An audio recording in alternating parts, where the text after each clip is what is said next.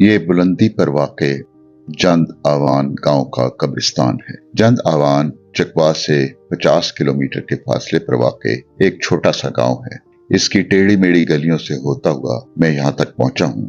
میرے دائیں طرف بلندی پر شہید معصوم شاہ کا مزار ہے۔ ایک مختصر سا قبرستان ہے جہاں خاموشی کا راج ہے۔ بلندی پر ہوا تیز چل رہی ہے۔ میں قبروں کے درمیان تنگ راستوں سے گزرتا ہوا اس جگہ پہنچتا ہوں جہاں 3 قبریں ساتھ ساتھ ہیں۔ پہلی قبر کی لوح پر ماسٹر سجاول خان لکھا ہے، دوسری قبر عبدالخالق کی ہے اور تیسری قبر محمد اشفاق کی ہے۔ یہ 3 قبریں 3 نسلوں کی نمائندہ ہیں۔